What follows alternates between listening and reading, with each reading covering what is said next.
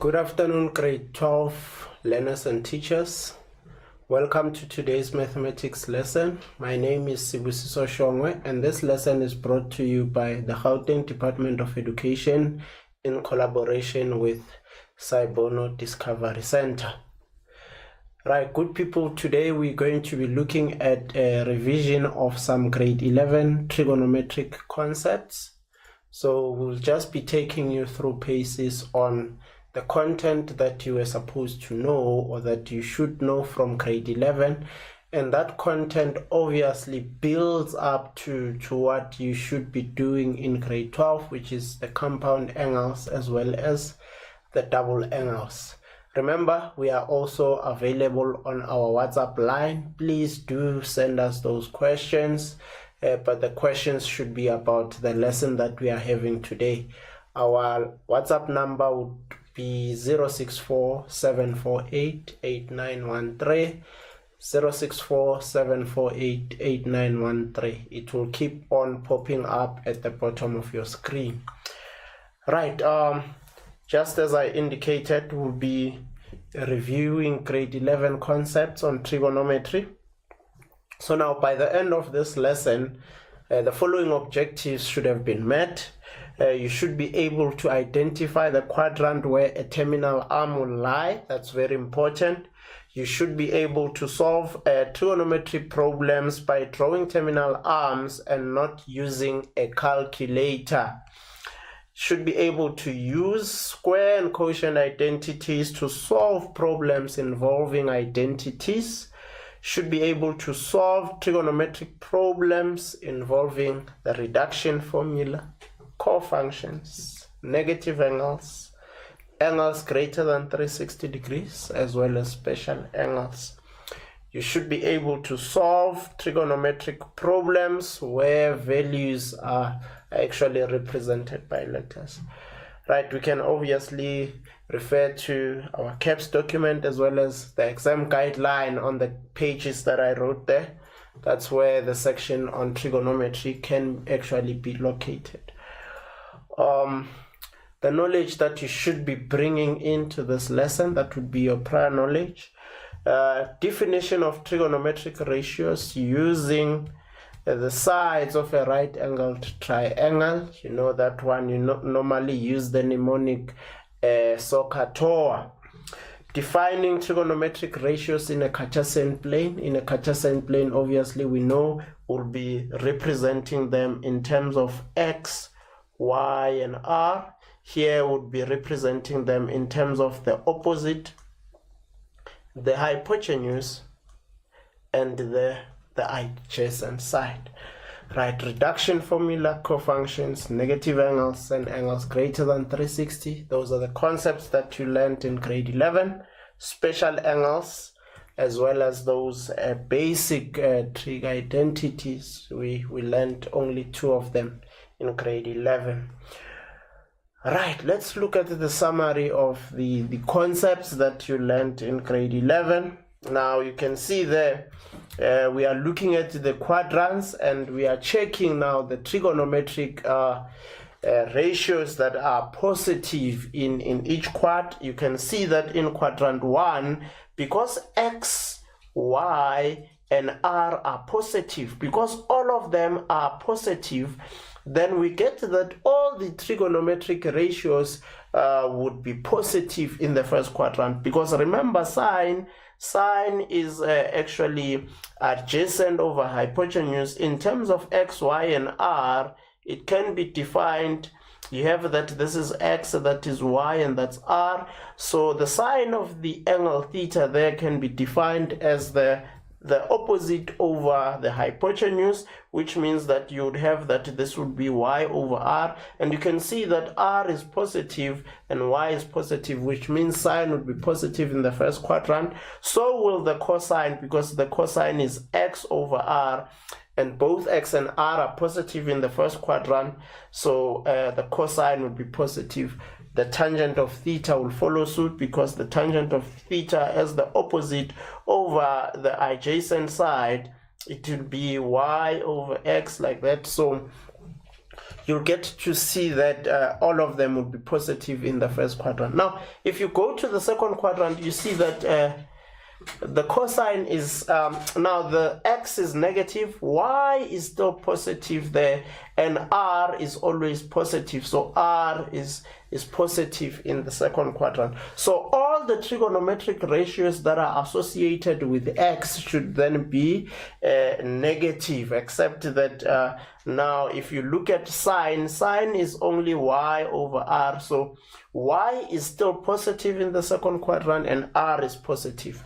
But the cosine, because the cosine is x over r, and x is negative in the second quadrant, so the cosine would be negative, and then the tangent as well, because it is given by y over x, it should also be negative like that. So the same idea can actually be carried through to the third quadrant as well as to the fourth quadrant. We are now using the signs of the values of x in that specific quadrant, as well as the values of r, of y, and then the values of r. Now, obviously, when we look at the first quadrant, we can also define it in terms of angles. We would say that these are angles that are greater than 0 but less than 90. So we are associating that with 90 degrees minus x or minus theta there. So we are actually defining those acute angles. The acute angles are found in the first quadrant. Now, when we look at the second quadrant, we are now looking at angles that are between 90 and 180.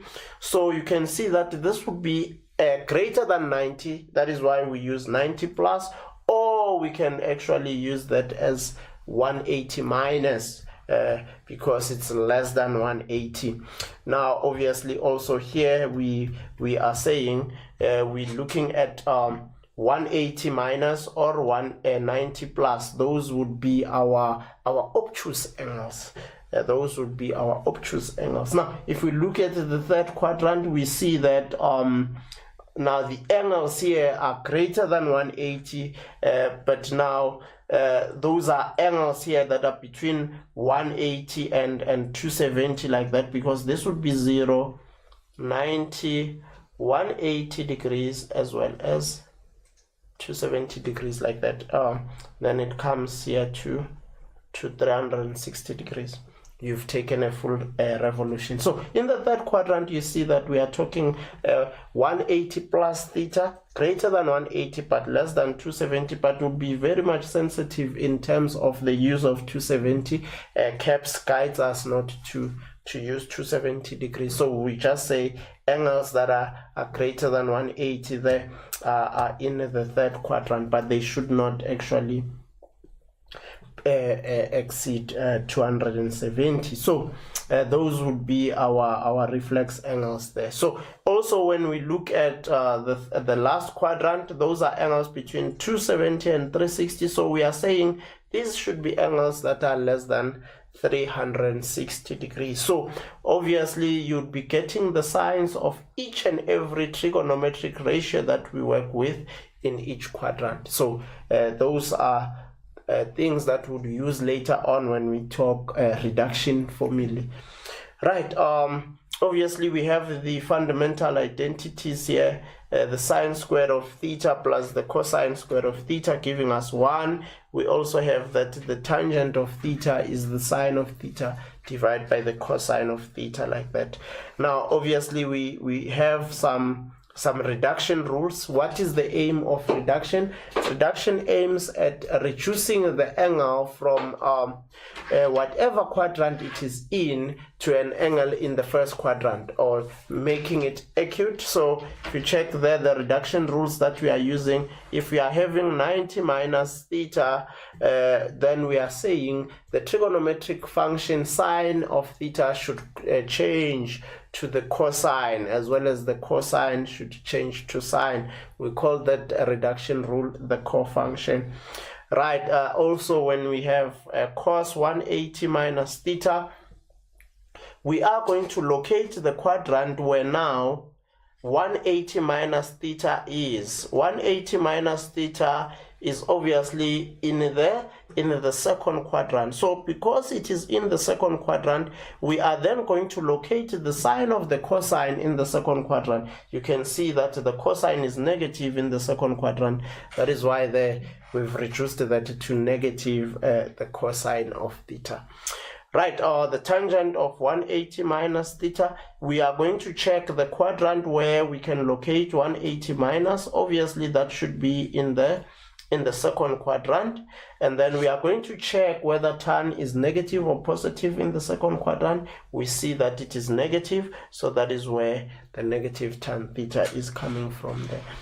Right, obviously you can extend that to the other trig ratios as well as the other quadrants there, but the idea will basically be the same. Right, we can also have a look at some of these negative angles. Negative angles, we are going to discuss them later. It is when now, instead of moving towards the anti-clockwise direction, as we usually measure angles anti-clockwise in maths, you are now going to take now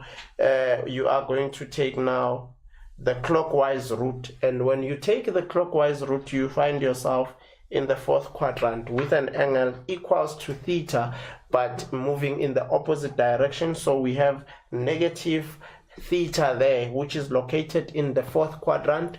So all the trigonometric ratios that are negative in the fourth quadrant would be negative, and the one that is positive in the fourth quadrant would then be positive. That is why here the sign of negative theta becomes negative sine theta. It is negative because negative theta is in the fourth quadrant. It does not mean that we tried to take out negative inside the bracket there and we took it out. That's not the case. We are saying negative theta is in the fourth quadrant and sine would be negative in the fourth quadrant. That is why we have a negative sine theta there.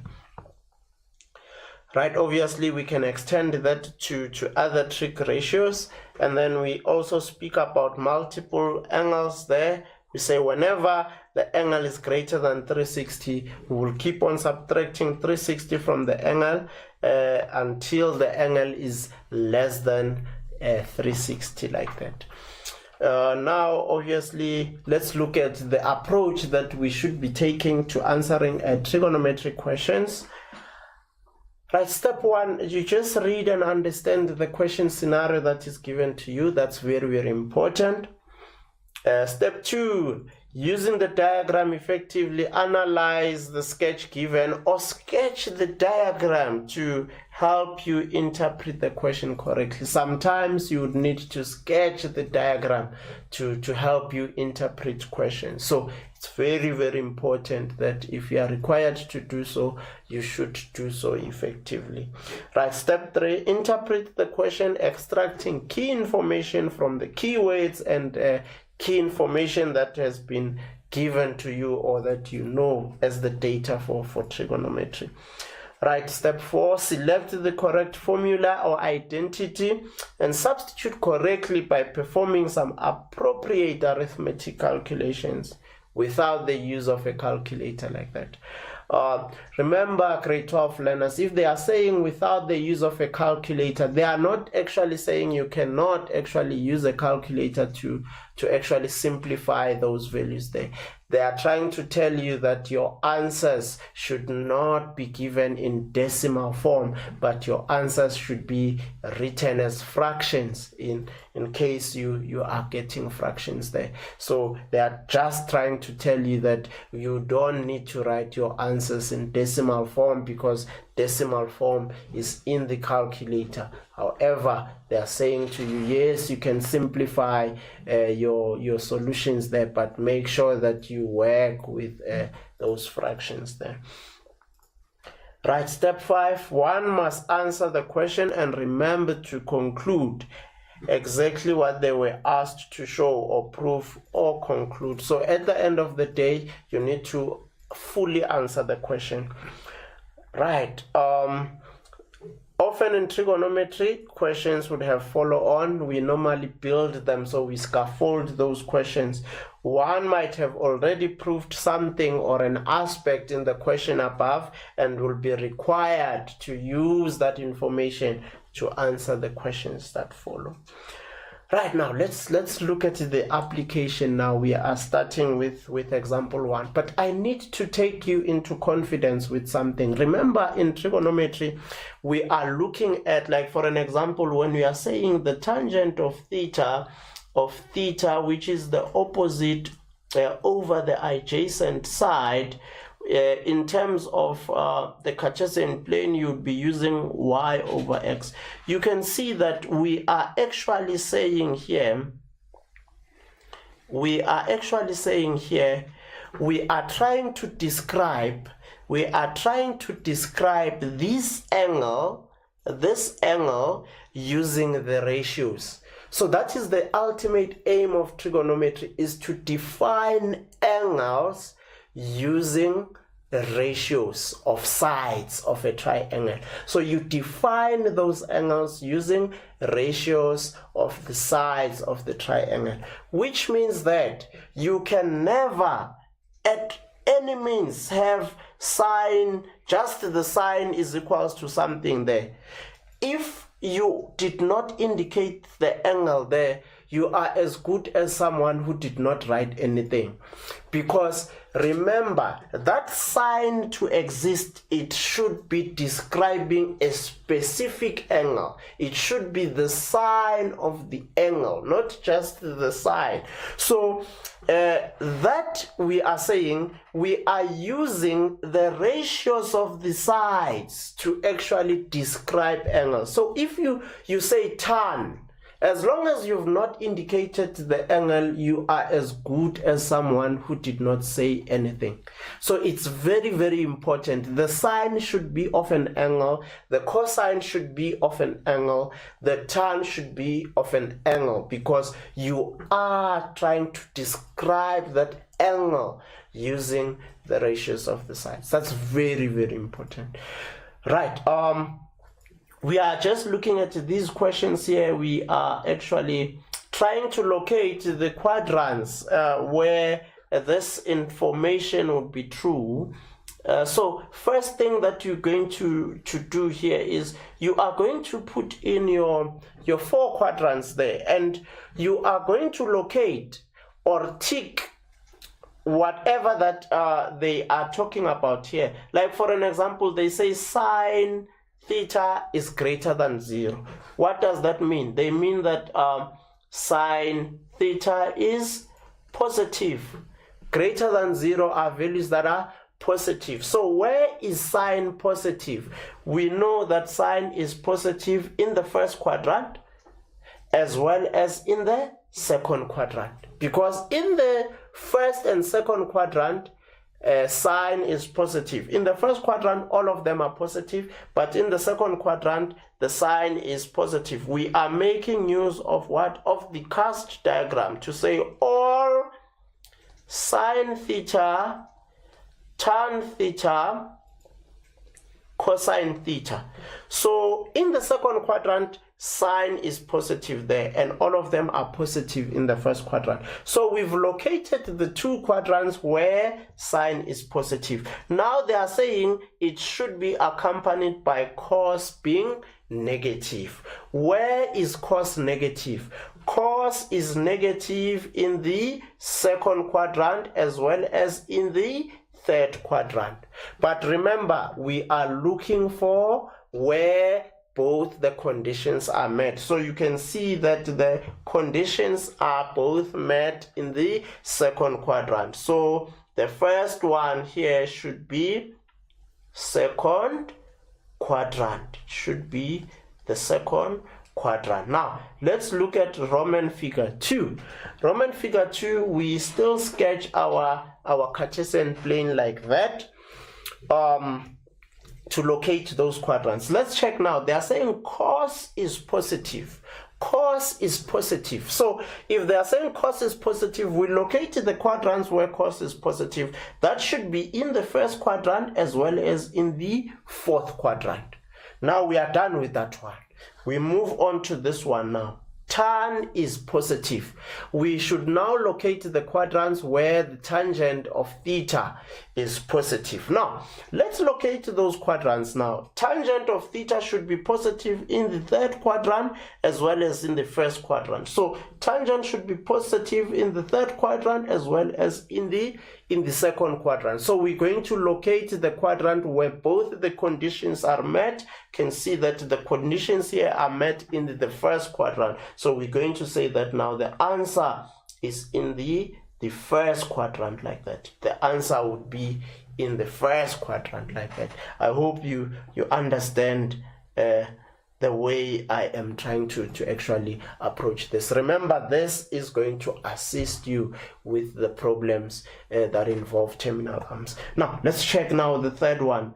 Cosine is negative 0,3. So this, they are trying to show you that the cosine is negative.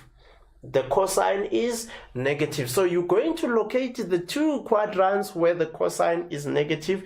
It should be negative in the second quadrant as well as negative in the third quadrant, because it does not exist in those quadrants as positive. So it will be negative in the second quadrant as well as negative in the third quadrant. So we are done with the cosine of theta is negative 0,3. Now they are giving us the domain to say theta should be trapped between 180 degrees and 360 degrees. So we want to locate this particular region here where the angles are greater than or equals to 180 but less than or equals to 360. So that should be here as well as there.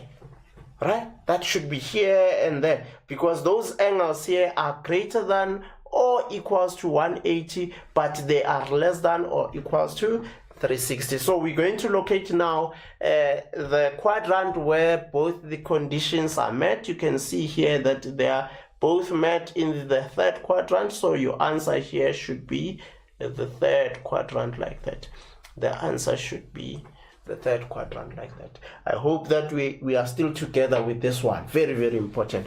Now, let's now move and graduate to example number 2. Example number 2, we are given a diagram. We are fortunate that they located the quadrant for us in which we find our terminal ray. Now, here they are saying the figure below is actually plotted. The point B with the x value -5, the y value B, is plotted in the Cartesian plane. OP is 13 units. You can see OP is 13, and that would be the radius there R.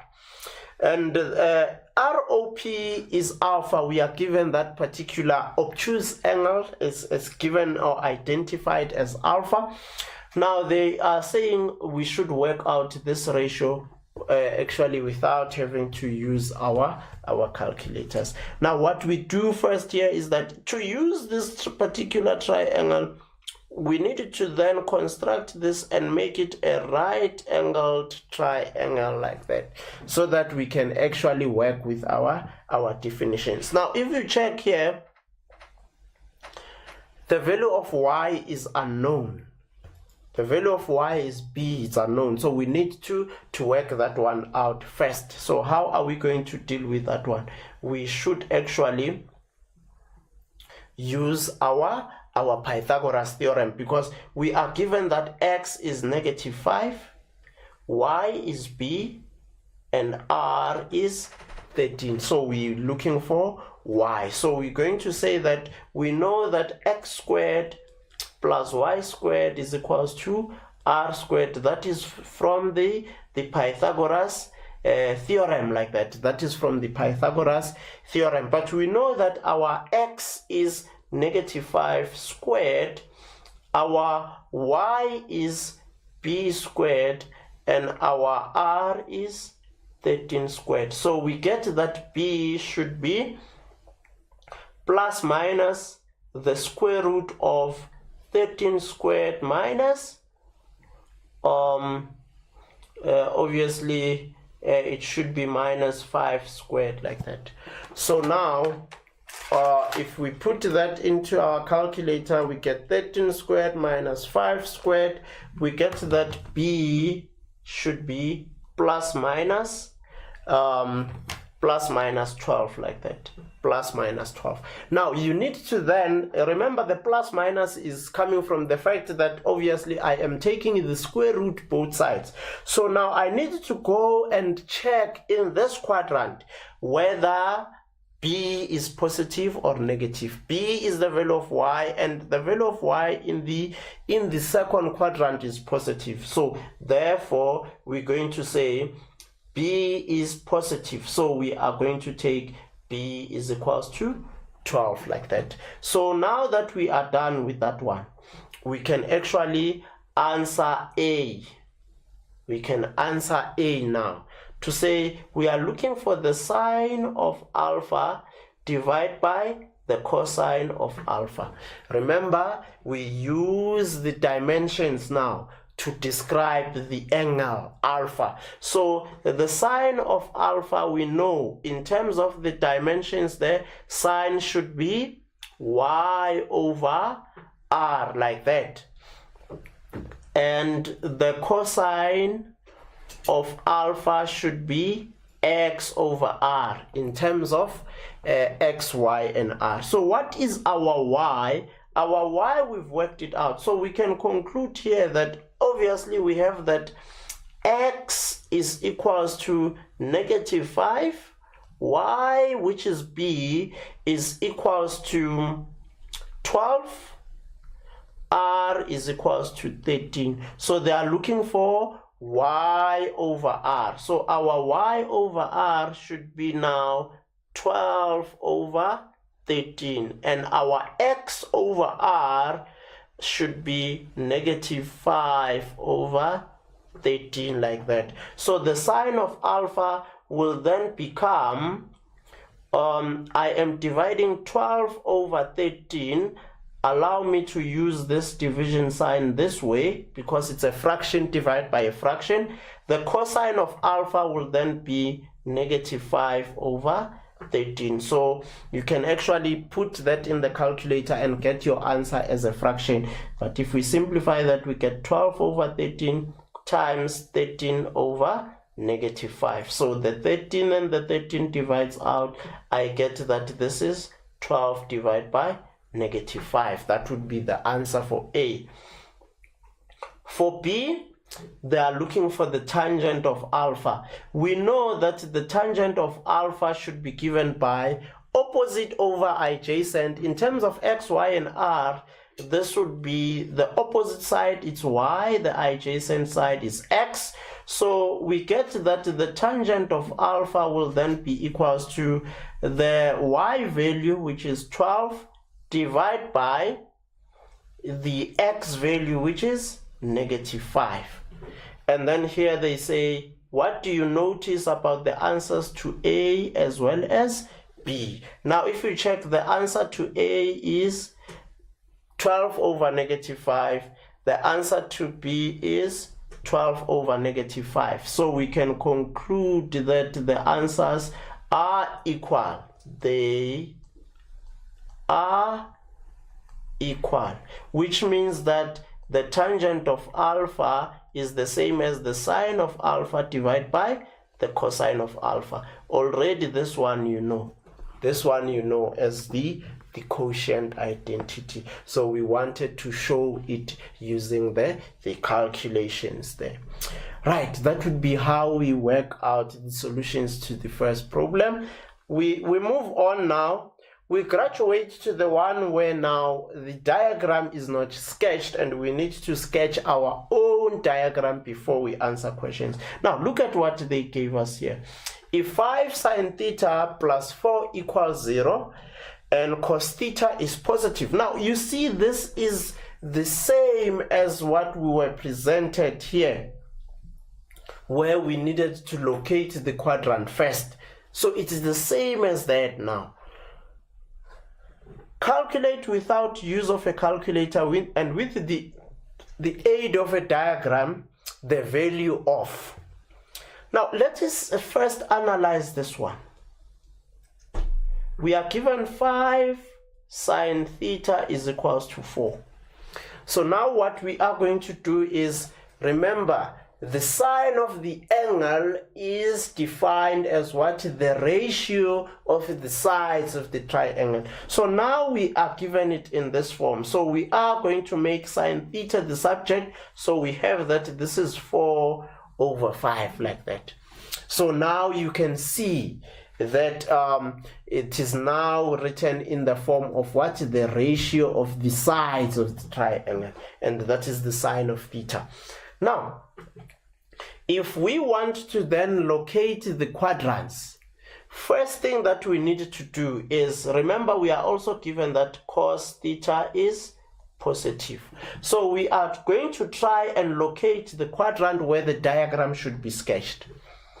Now you can see that this ratio is positive, right? It is positive. So we're going to check where sine is positive. It is positive when we use our cast diagram.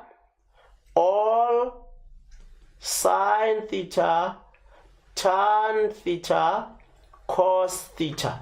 Sine is positive in the first and the second quadrant. So this is where sine is positive. Now we need this condition also to be met. Cos theta is positive, and this cos theta is positive in the first quadrant as well as the fourth quadrant. So both the conditions are met in the second or in the first quadrant. Both conditions are met in the first quadrant. So our diagram should be in the first quadrant. Our terminal arm should be in the first quadrant, and the angle there is theta. Now if you check here, you have sine of theta. Sine of theta is 4 over 5, and according to the definition of sine using the Cartesian plane, we know that sine is y over r. It is y over r. That is the opposite over the hypotenuse. So we know the value of y. We know the value of y is equals to what? Is equals to 4. And the value of r is equals to 5. So we are left with the value of x. And here we have a right-angled triangle. So we can use the Pythagoras theorem to locate the value of x. So we would have that this is x squared plus y squared is equals to r squared. So x should be plus minus the square root of r squared, which is 5 squared, minus y squared, which is 4 squared. So we get that now our x should be 5 squared, or plus minus 5 squared minus 4 squared, like that. So we get that x should be plus minus what? 3, according to the calculation there. Then we check in the first quadrant, x is positive. So we're going to say, but in the first quadrant, x is positive. Therefore, x is equals to positive 3, like that.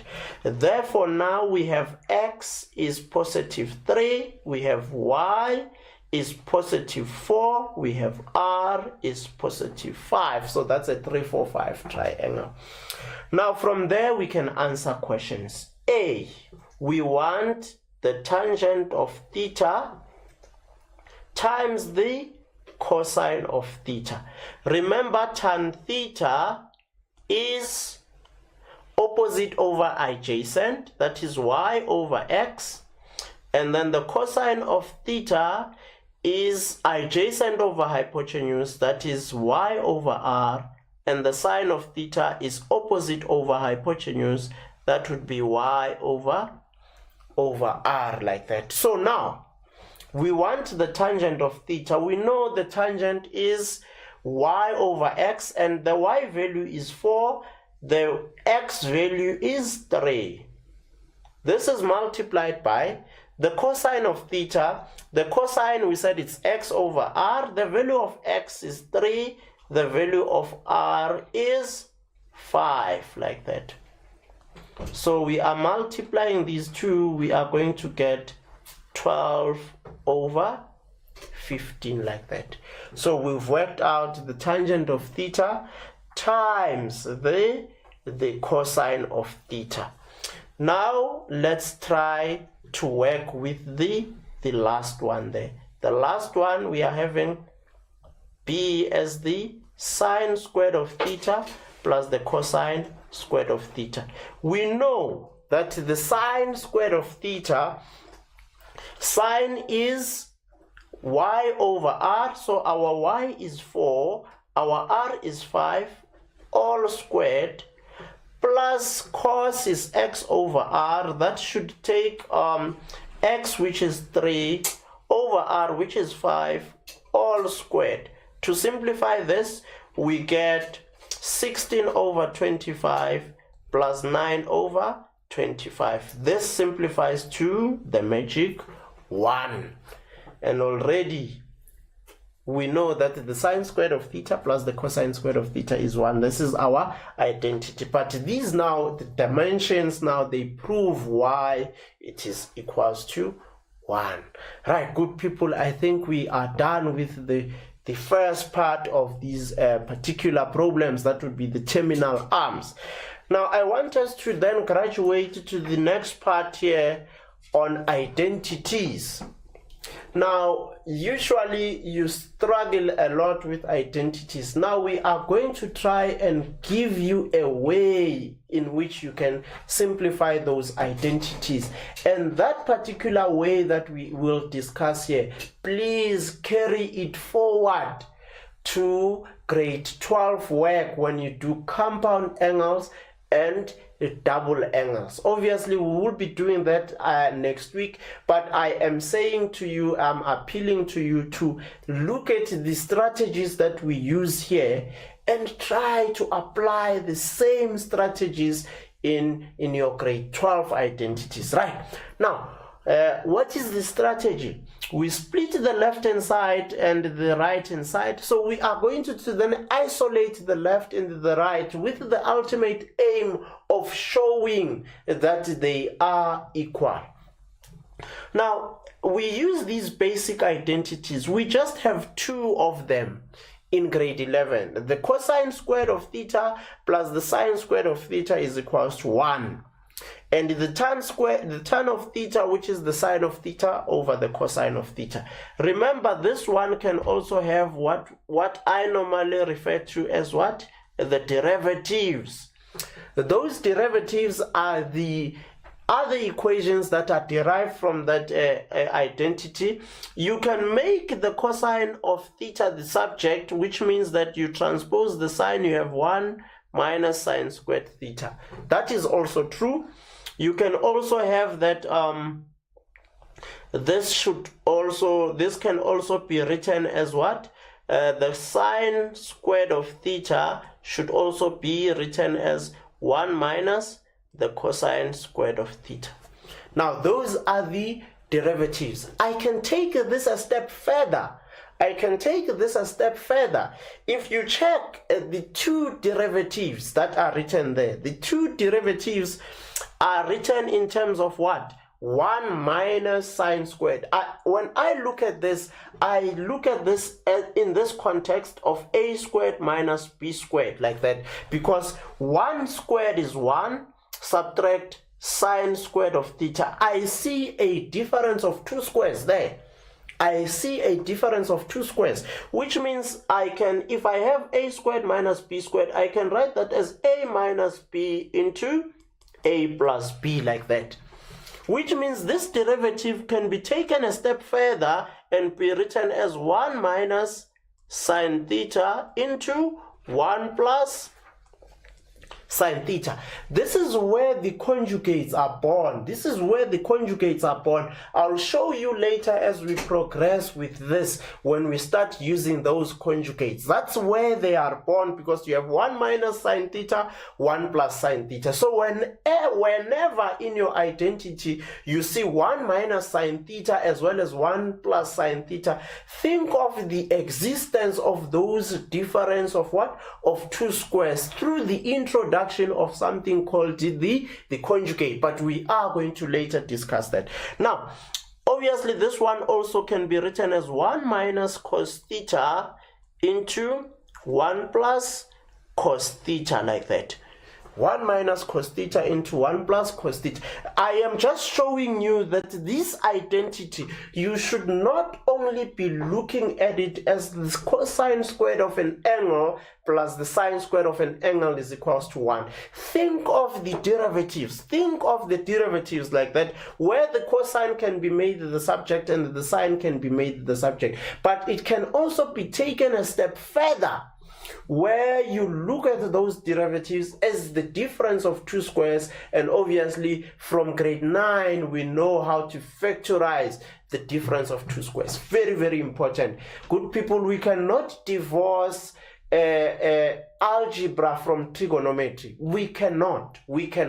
That is why it was important for us to understand those fundamental concepts of algebra. We were not just doing it so that we have a chapter called algebra. We were doing it because we know and appreciate that it is applied in all the other topics in mathematics. Right. Now, for addition and subtraction of fractions, determine the LCD and simplify. That's very, very important. Also use the conjugates if necessary. Also use the conjugates if necessary. So now the concept of the conjugate is derived from the fact that if you have the value, suppose that y is equals to a plus b. Suppose that you are given it y is a plus b is the sum of two terms. Y is described as that binomial a plus b. The conjugate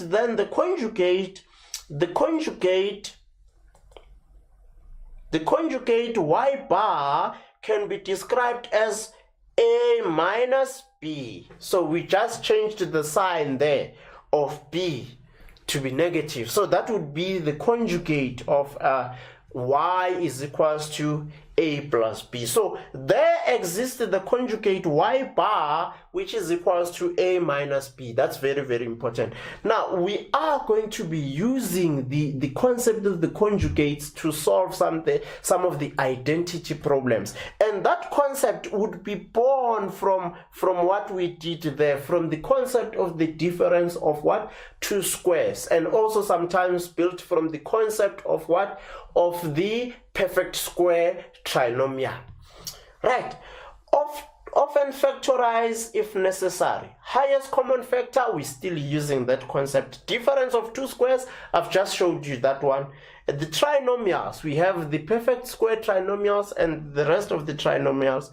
Grouping if possible, then the sum and the difference of the two cubes that was learned in grade 10 is still applicable here in grade 12 as well. Right. Now let us do application of those identity problems. Now prove the identity sine theta. Now perhaps here one of the things that we need to add here is that whenever we are solving identity problems or any problems in trigonometry, always write the expressions in terms of sine theta and cosine theta only. Always write the expressions in terms of sine theta and cosine theta only, which means wherever you see tan, you should change it to sine over cos, because you should solve whilst having sine over cos. That is pivotal here. Right now, let's look at this one. Now, if we are to look at this identity, we will isolate the left-hand side. You can see in the left-hand side, we have the sine of x times the cosine of x times, you look at the tangent of x. We can write that one as what? The sine of x over the cosine of x. That's where you get your first mark. Now, we can also look at the right-hand side. Is there something we can do with the right-hand side? It is 1 minus the cos squared of x. And here we did actually look at the derivative 1 minus the cos squared of theta. 1 minus the cos squared of theta is equals to what? The sine squared of theta. So we can actually do something here. We can write 1 minus the cos squared of x as what? The sine squared of x. That's how we can actually simplify that one. Now, let's continue with our obviously you'll be given credit for that. Let us simplify our right hand side now. You can see that this one and this one will divide out. Cos of x divide cos of x, we get 1. And then we get that we are left with the sine of x times the sine of x. This is equals to the sine squared of x. Now you can see that therefore the left hand side is equals to the right hand side. That is the first one. It was still warm up. We are actually hitting ourselves up for the challenging problems there. Right. We are going to then let us then take a 1 minute break for that one. Just take a 1 minute break, look at that one and reflect. I'll just give you 1 minute just to stretch your legs there, just 1 minute, and your time will then start now.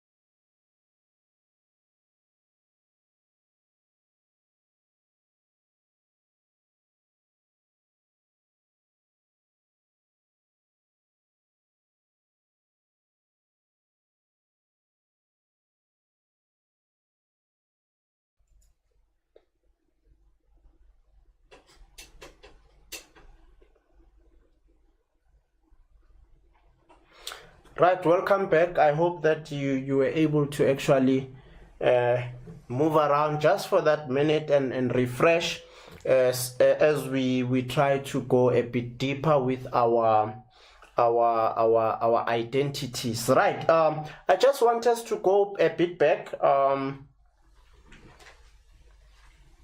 in the work that we've already done. This work here, I just want us to look at this work and try to fix here. It looks like there's an error that I made from my side. If you check here, I had actually transposed the 4 but forgot to then indicate the sign there, which means that we were supposed to then have this as 5 sine theta is equals to -4, which implies that the sine of theta should be -4 over 5, right? -4 over 5. So we can see that it is negative.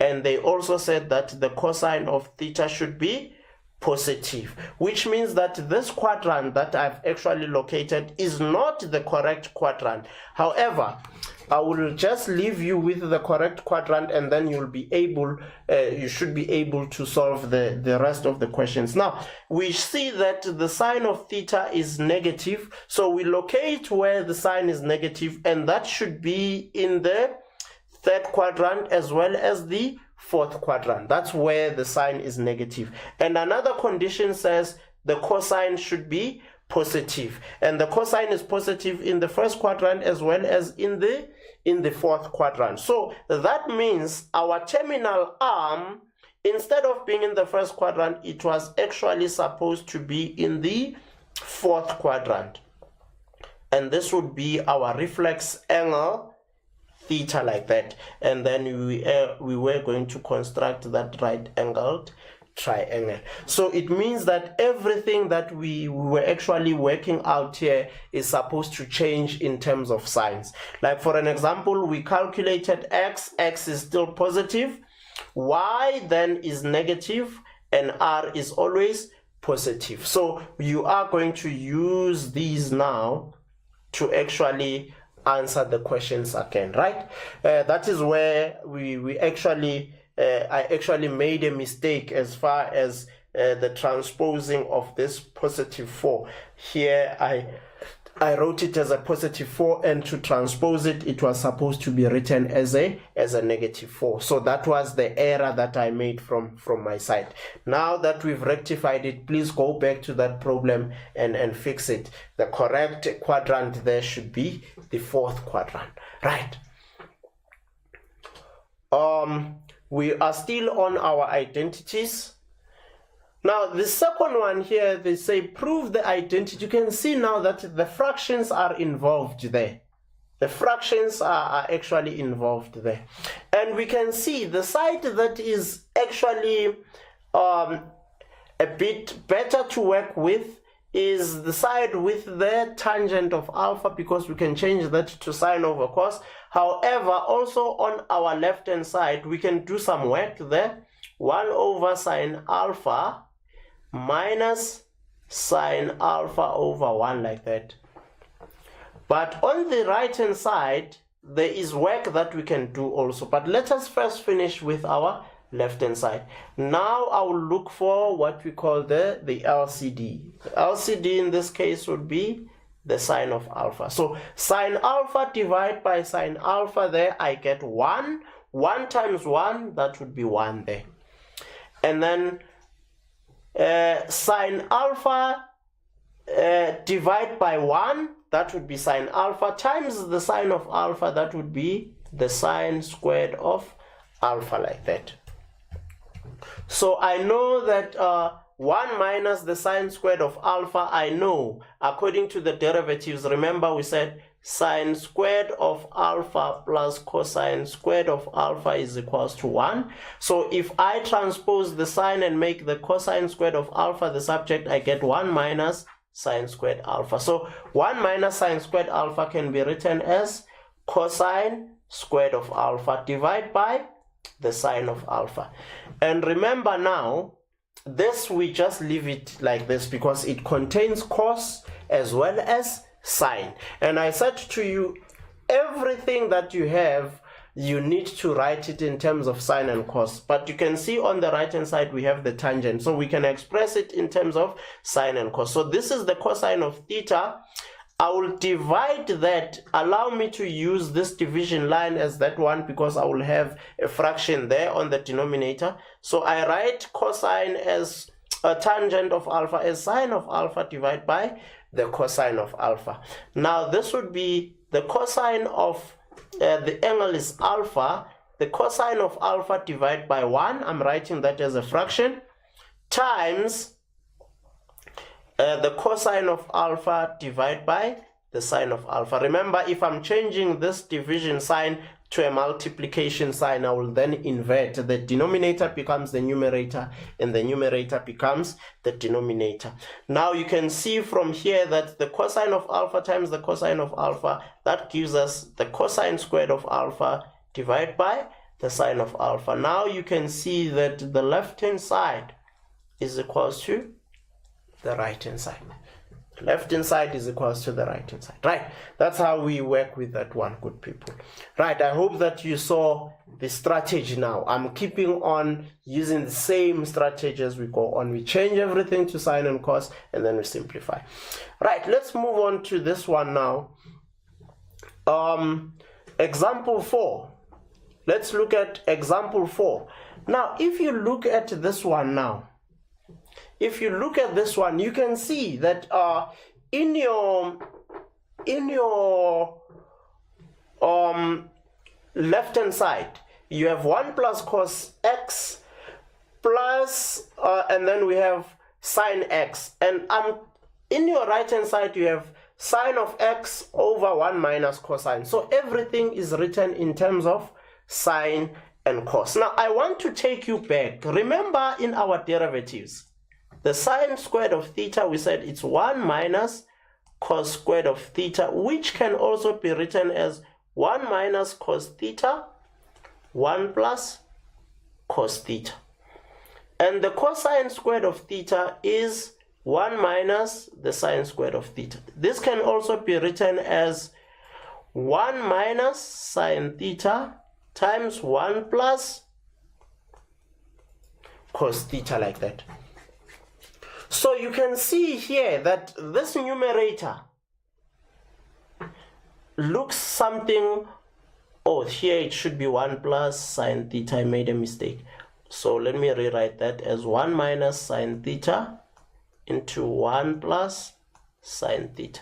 Now, if you look at this numerator, you can associate it with this one. You can associate it with that one, right? But this one is missing. If you look at this denominator, you can actually associate it with this one, but one of them is missing. So now, if you want to simplify this one, what you can do is you can check the one that is missing, and the one that is missing is now referred to as the conjugate. So let me just start by using this method here, method A, to try and simplify that one. Now I am going to approach it from the left hand side. What do I want to do on the left hand side? On the left hand side, I am trying my best now to actually bring back the one that is missing, so that I can have now this giving me back the difference of what? Of the two squares. That is where the conjugate comes to place. Now I am going to then say 1 plus cos theta, like that. I can actually multiply that one with what? I can actually multiply that one with 1 minus over sine theta. I can multiply it with the conjugate 1 minus cos, we are using x here, 1 minus cos x over 1 minus cos x. This is the same as multiplying by 1. So mathematically, I'm still in order. I haven't changed anything.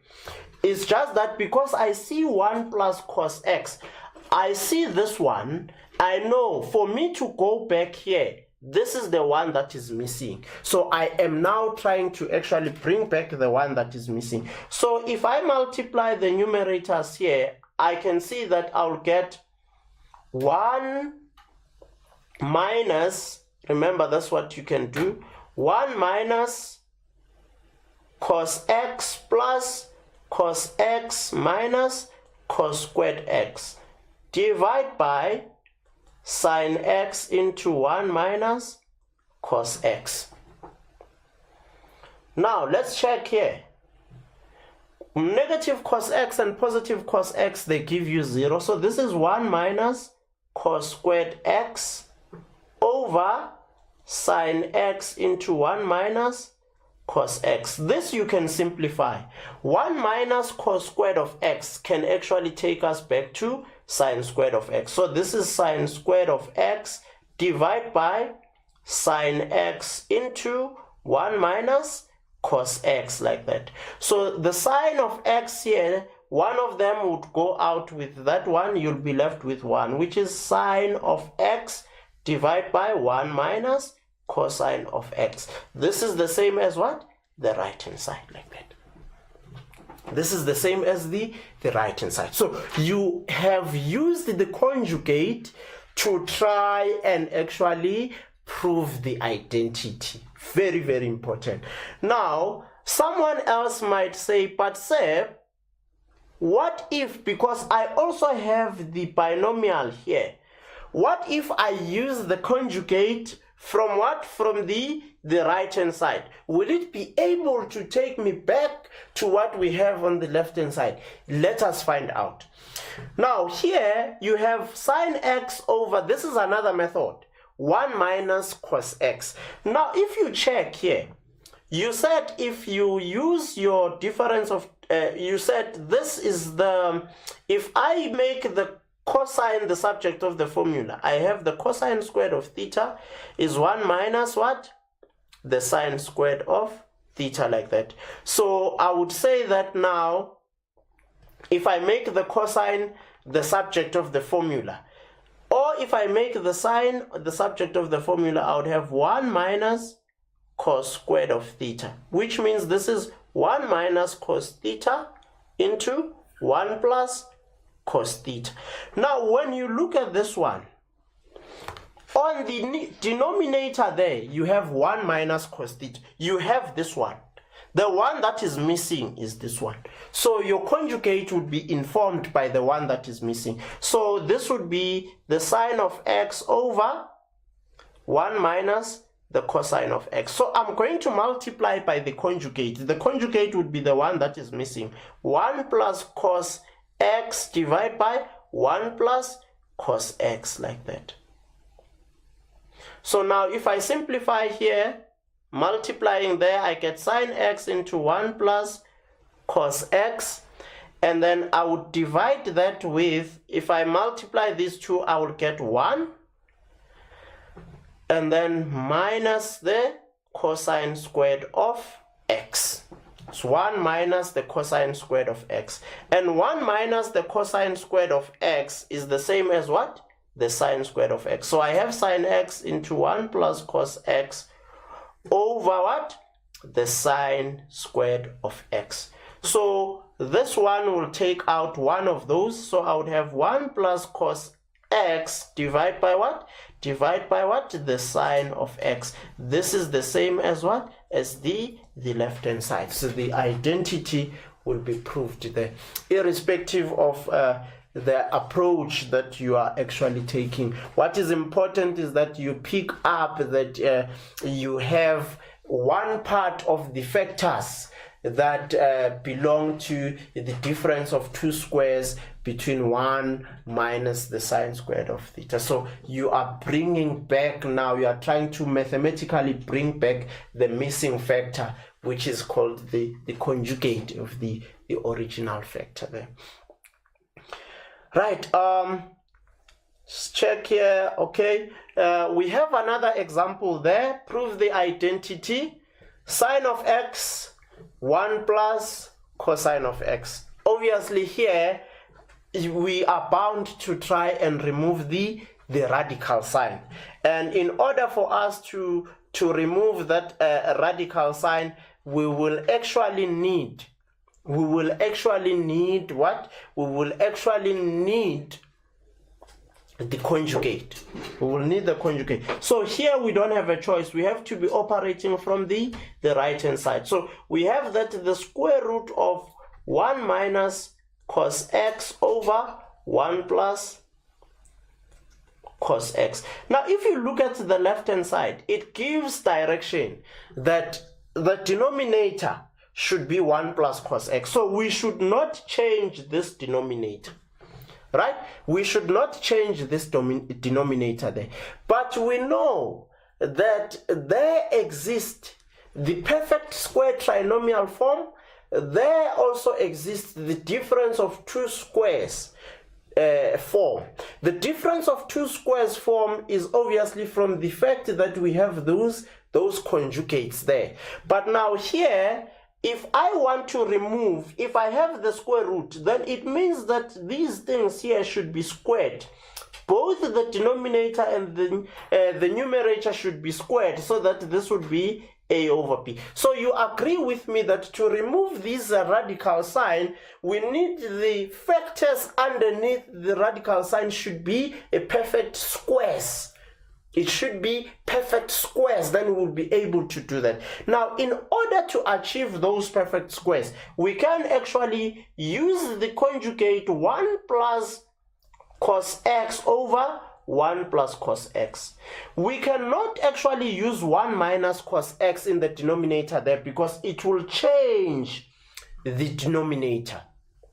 And we want in the denominator to have our perfect square, and also in the numerator to have our perfect square. So now to achieve that, we see that this would be the square root of, here you get, if you multiply these two, you'd get 1 minus cos squared of x. In the denominator you get 1 plus cos x all squared. So you have the perfect square in the denominator. You are sorted. But in the numerator, we can continue here and say, but 1 minus cos squared of x is from the sine squared of x plus the cosine squared of x is equals to 1. So if I transpose the cosine, I get that the sine squared of x would be equals to 1 minus the cos squared of x. So I have 1 minus the cos squared of x. I can write it as the sine squared of x. Divide by what? 1 plus cos of x all squared. Now you can see that you have a perfect square in the numerator and you have a perfect square in the denominator. So you can take the square root of the numerator as well as the square root of the denominator. We are still on the right hand side. So the square root of the sine squared of x, that gives you sine x.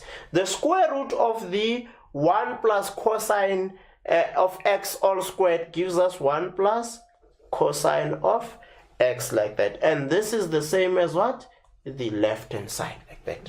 That is the same as the left hand side. So whenever you use those conjugates, you also need to be very, very careful and check the left hand side, like that, in terms of the form in which it is given there. So here we were guided by the fact that the denominator should still be the same as 1 plus cos x. So we did not alter the denominator, and we had extra motivation that if we have the square root, then we should have the perfect squares for us to be able to remove that particular square root. Right, now I think this would be the last example here on the identities before I give you something to do. Now here you can see that here we have all the squares, like that. You have all the squares, and then here you have something else there. So the side that would have initial work to do, I would actually look at the left hand side, because I see a difference of 2 squares, which means I can try to factorize. I can try to factorize. And remember, I also know sine squared of theta plus cos squared of theta is equals to 1, together with the derivatives that we came out with here. Now, what I will do here, I will look at the numerator. I see cos squared of x minus cos squared of theta minus sine squared of theta. I can write this as cos theta minus sine theta cos theta plus sine theta over, in the denominator, I now have 1. I now have 1. That 1 there, if it's associated with 2 sine theta cos theta, good people, whenever you have a 1 that is associated with 2 sine theta cos theta, please change that 1 and write it in terms of sine theta and cos theta, because that is a hidden perfect square trinomial, like that. So I will change and write down this as the cosine squared of theta minus 2 sine theta cos theta plus the sine squared of theta. So 1 was replaced by what? Cos theta plus cos squared theta plus sine squared theta. Now I'm taking it from the fact that x squared minus 2xy plus y squared can be factorized this way as x minus y, because this will take you back to x squared minus 2xy plus y squared. This is what we refer to as the perfect square trinomial, because this is x minus y squared is the perfect square trinomial. So this denominator is a hidden perfect square trinomial. So your ability to see one as sine squared theta and cos squared theta is tested here. Now that I have this perfect square trinomial, I can actually factorize cos theta minus sine theta times cos theta plus sine theta. Now I'll change this one using this method that I've used there. So this is cos theta minus sine theta times cos theta minus sine theta. So obviously here the cos theta minus sine theta will take away the cos theta minus sine theta. I'll be left with cos theta plus sine theta over cos theta minus sine theta. This is the same as what? The right hand side. So the identity is proved there. The identity is proved. Right, good people, I have an activity for you to do there. This should be done in just 4 minutes. I think 4 minutes is enough for you to be able to complete this one. So I'm going to give you 4 minutes to try and prove this identity, and your 4 minutes start now.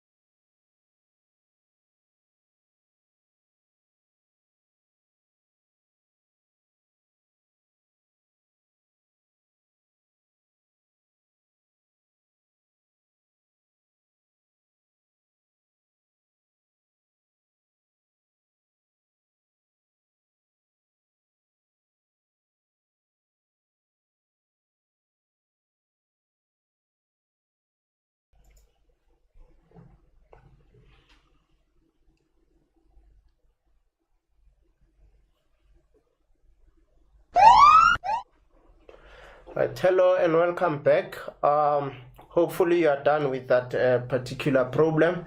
Now let us look at it together.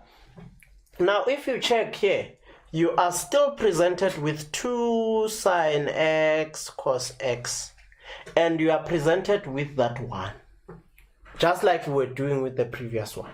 So there exists now sine squared of alpha plus cos squared of alpha there, which is actually hidden from us there. So they wrote it as just that magic one. So we know that the sine squared of alpha plus the cosine squared of alpha is equals to 1. So this is a hidden, a perfect square trinomial. So I'm going to first start with the left hand side. Remember also on the right hand side there's something I can do, because I can see the numerator is a difference of 2 squares. So in my left hand side I'll then write this as the sine squared of alpha minus 2 sine alpha cos alpha plus the cosine squared of alpha over sine alpha minus cos alpha, like that. So I can factorize this one as the sine of alpha minus cos alpha into sine alpha plus, oh no, it's another minus, sorry about that one, it's another minus here, it's another minus. So this is divided by sine alpha minus cos alpha. So one of these is going to take away one of those there. So I'm left with sine alpha minus cos alpha in my left hand side. And I believe that I've exhausted everything I was supposed to do in my left hand side. So I will then visit the right hand side. In my right hand side I see I have a difference of 2 squares. So this can be written as sine alpha minus cos alpha into sine alpha plus cos alpha divided by sine alpha plus cos alpha. So this one and this one divides out. I'm left with sine alpha minus cos alpha. Now you can see that the left hand side is exactly equals to the right hand side. Right, good people, we are moving on. We are moving on. Now we look at the reduction formula, cofunctions, negative angles, and angles greater than 360 degrees. You will recall we've already looked at this when I started introducing the lesson. We looked at the reduction rules to say if we can just take one of them, the cosine of 180 plus, we are going to check 180 plus. Where is it? 180 plus, it is in the third quadrant, So we check whether cos is positive or negative in that quadrant. You can see it's negative, so that is why the answer is negative cos theta. But if we have the 90, the sine changes to cos and the cos changes to sine. First we look at the quadrant. Where is the quadrant? 90 minus, it's in the first quadrant, and in the first quadrant all of them are positive. Sine is positive, cos and tan are positive, but sine changes to cos, like that. So that is why you have the cosine of theta there. Right, those are the things that we were actually looking at, including those negative angles. And we said for multiple angles, if the angles are greater than 360, we will keep on subtracting 360 up until we get to that particular arm. Where is that coming from? It's coming from the fact that if I have an angle here, I can rotate 360 degrees and come back here, and also continuously rotate 360 degrees and come back there. So I can do that multiple times but still land on this arm.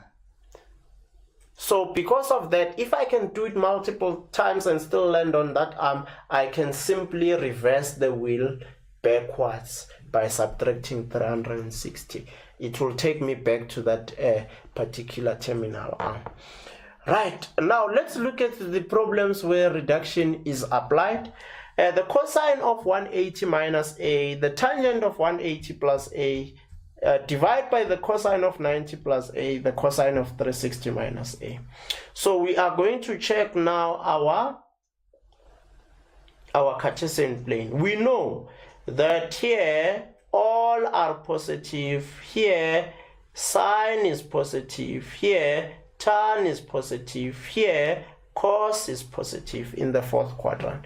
And then we know that the instruction here is 90 plus theta, also 180 minus theta. This is 90 minus theta, and this one is 180 degrees plus theta. This one is 360 degrees minus theta, like that. So now we will check where is 180 degrees minus a. 180 minus a is in the second quadrant.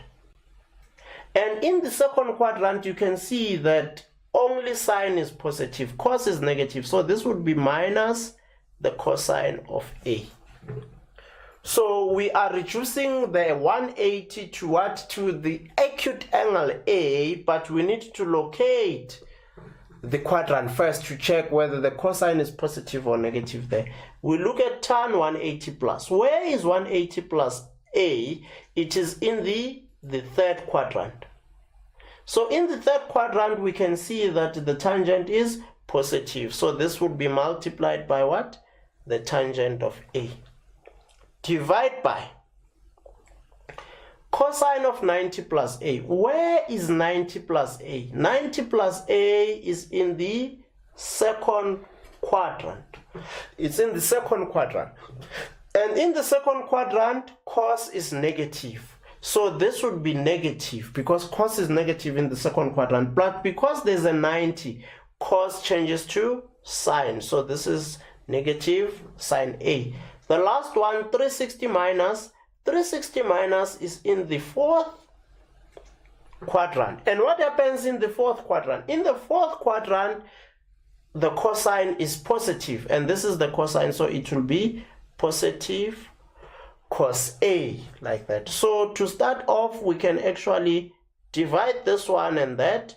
The negative and the negative would give you a positive. So this would be the tangent of a divided by what? The sine of a. We can still simplify. Where we see tan, I said to you, always write this as sine and cos. So this would be the sine of a divided by the cosine of a. Allow me to use this division here as divide by what? The sine of a over 1. This is the sine of a there. I am changing that and writing it that way because I have a fraction, divide by a fraction. So this would be the sine of a divided by the cosine of a times 1 over the sine of a. So the sine of a and the sine of a divide out. I have this as 1 over the cosine of a, and that would be my answer there. How do examiners allocate marks here? They will allocate marks for each and every one that you were able to reduce. So you get 4 marks for the first step, you get a mark for changing the tan into sine over cos, and then you get a mark for the answer there. So you can get a total of 6 marks there with the work that you've done. Right, let's move on to example 5. Now, in example 5, we can now see that here we are given sine of x minus 180 degrees. Now, this one, you can see that it is now not the usual reduction that we do, because the reduction says it is the angle minus or plus the variable, but here it is the variable minus the angle, which means that you are talking about now what we call negative angle. So we can simplify this algebraically this way and say, but I am used to the fact that the negative, the numerical angle is positive, so I will have that this is negative into negative x plus 180 degrees. So this is the same as what? The sine of negative into 180 degrees minus x. So this you are used to. You know this is in quadrant. This is in quadrant 2. But first you need to deal with this negative.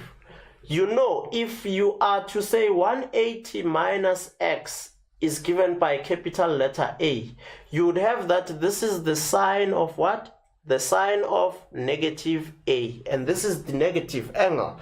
And we said the negative angle is in the 4th quadrant. It's in the 4th quadrant, and the sign is actually negative in the 4th quadrant. So this would be minus the sign of A, which means that here we will actually simplify this as minus what?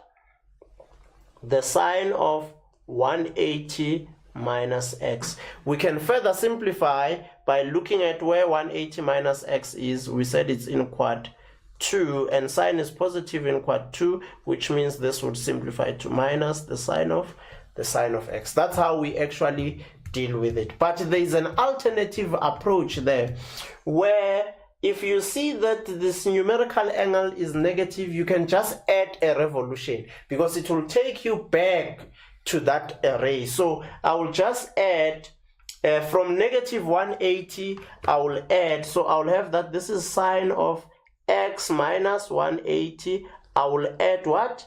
360 there, but this step I will not show it. So 180, negative 180 plus 360, what will I get? I'll get that this is the sign of what? 180 degrees plus x. So that is the first thing that I did there. Now times this 540 degrees is greater than 360. So I am going to subtract 360. So I will have that this is the cosine of what?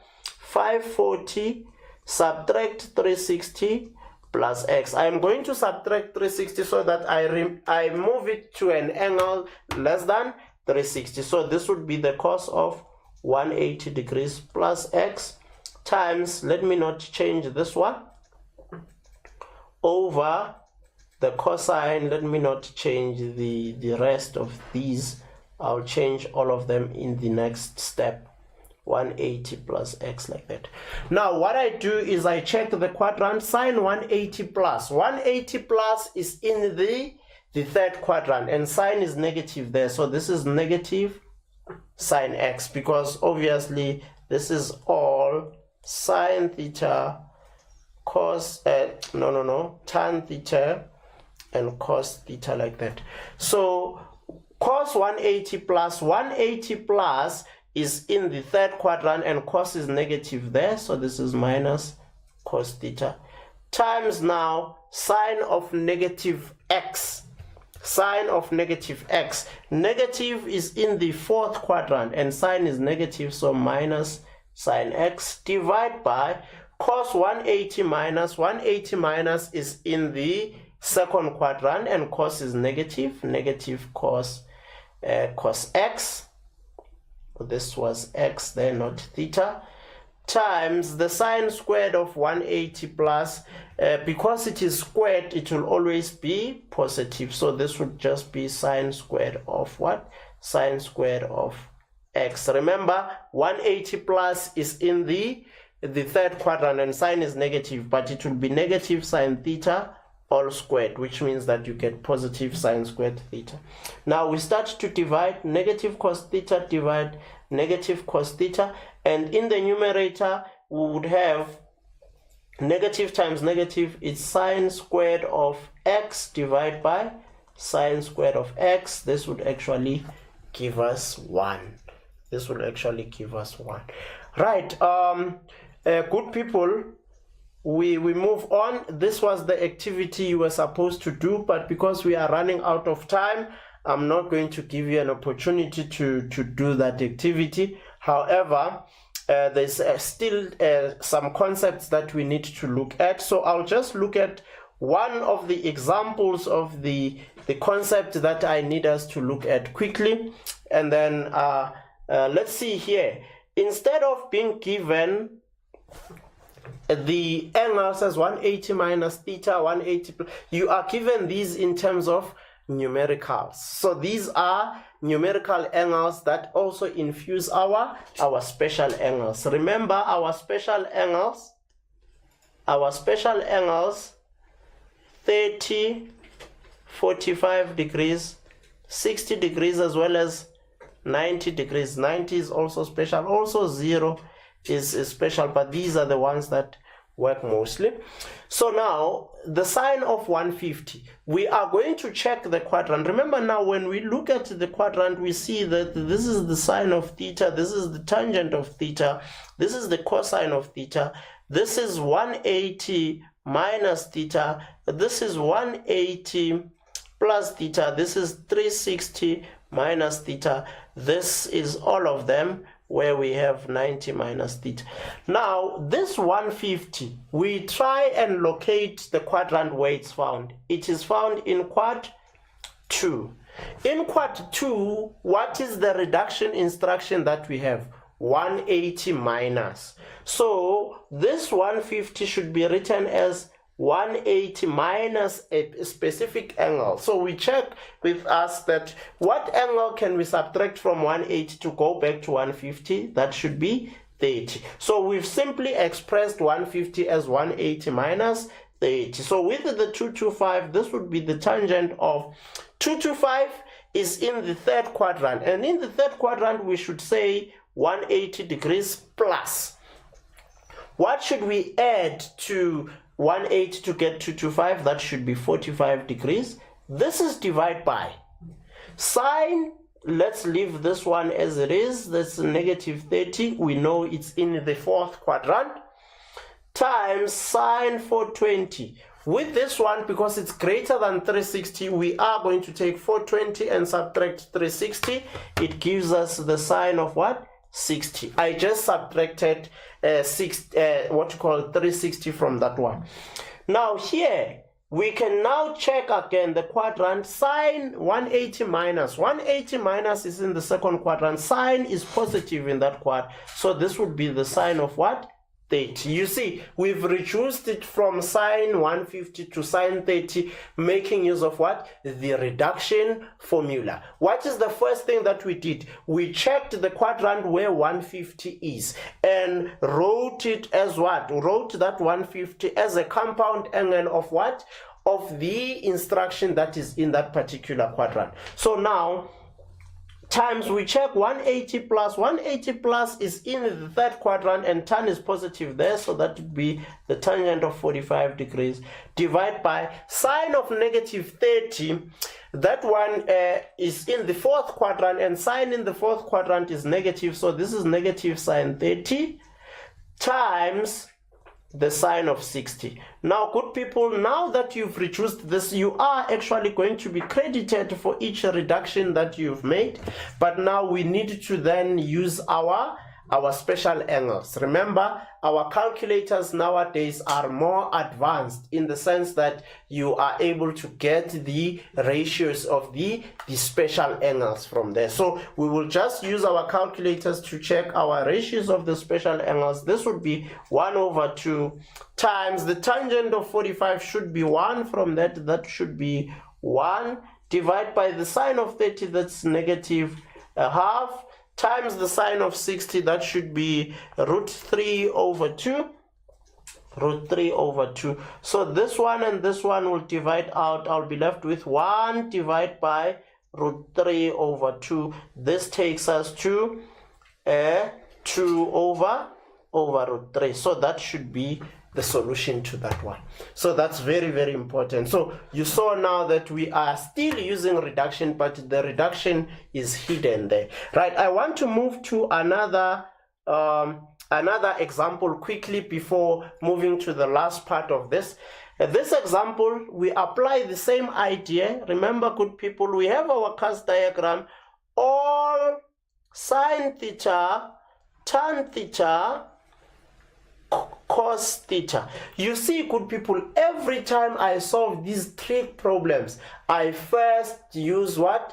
Locate the the cast diagram where now I have all the information. So this is your, some form of what?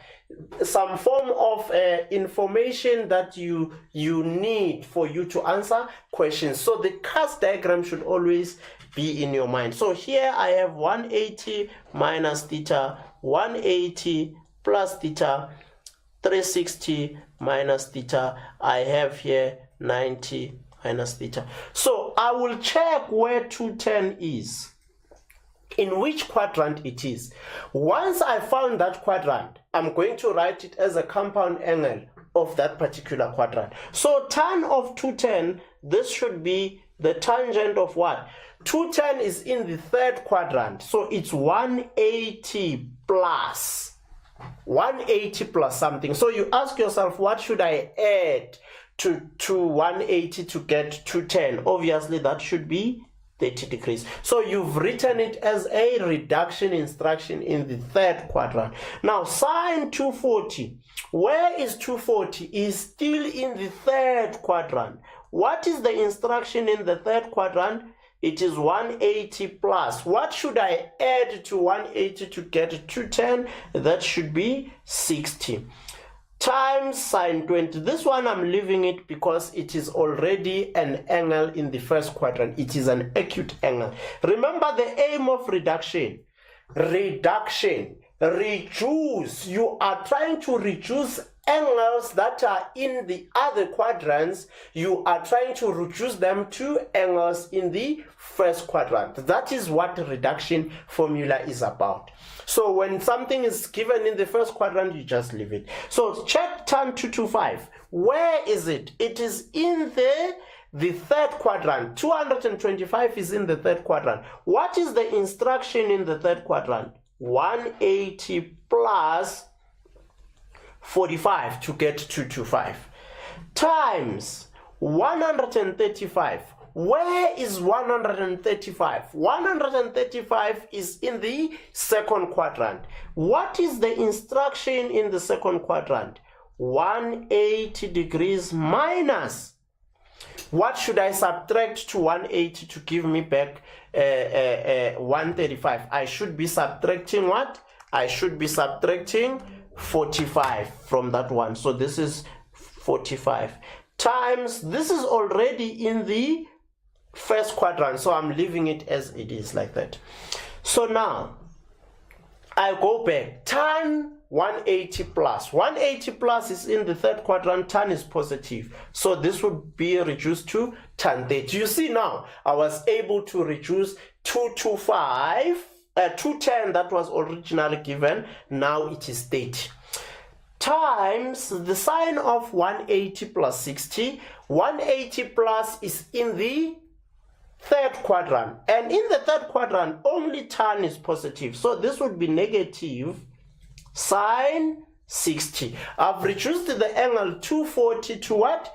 To 60 degrees times now sine of 20 degrees divide by 180 plus is in the third quadrant. What should I do in the third quadrant? I check which one is positive. Only tan is positive, and this is tan, so this would be the tangent of what? 45 times sine of 180 minus. 180 minus is in the second quadrant. In the second quadrant, sine is positive, so this would remain sine 45. So you see I was able to change 135 to 45 using the reduction formula. This is the cosine of what? 70, like that. Now I can now use my special angles. Tan 30. Tan 30, this gives me root 3 over 3 times negative sine 60. Sine 60 is root 3 over 2. It's negative root 3 over 2. I'm leaving this one because this one is not a special angle, so I'm leaving that one.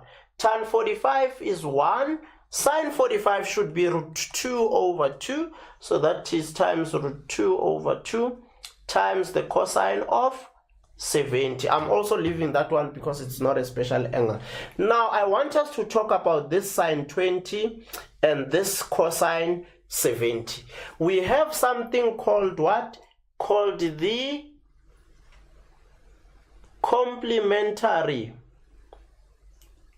functions. So these two, the sine and the cosine, are complementary functions like that. So that is why now, if you can write the cosine in terms of the reduction instruction, cos 70, it's in the first quadrant, it can be written as what?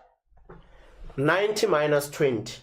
And in the first quadrant, cos is positive, but cos changes to sine. This becomes what?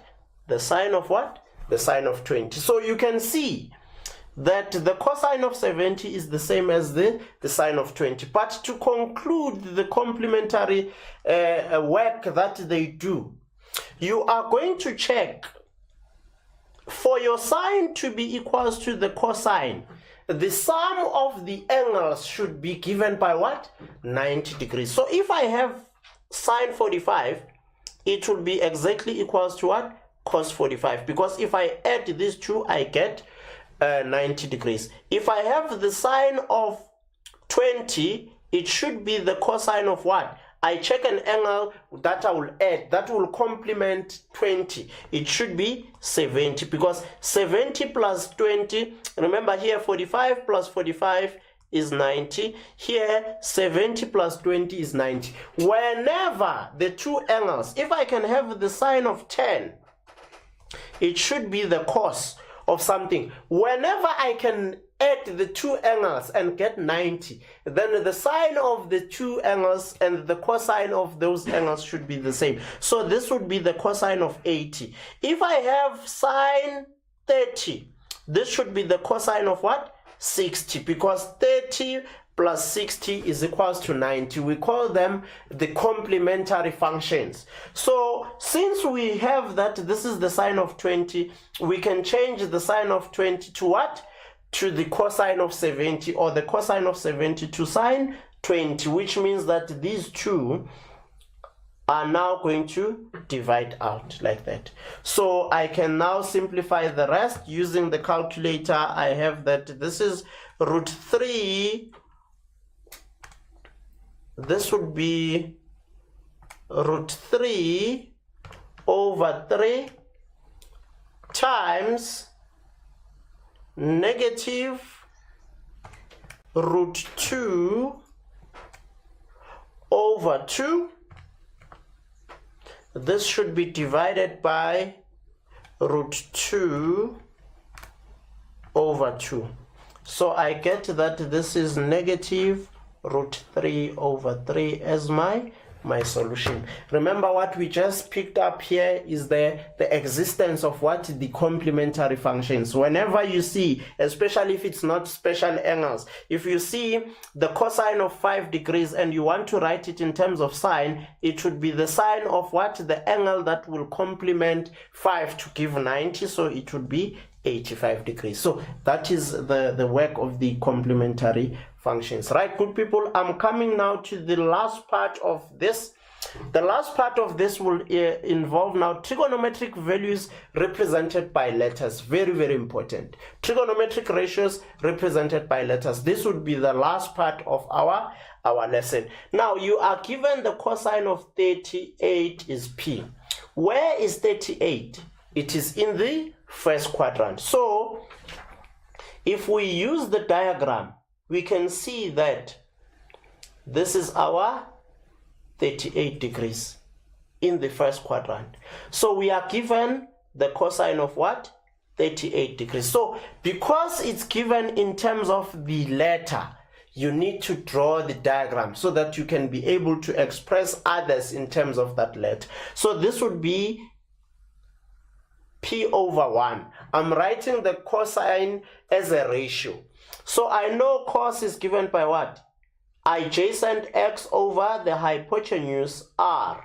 So it means that I know the x value is P, I know the r value is 1. So if I want to get the y value, I'll use Pythagoras. This will lead to 1 minus P squared.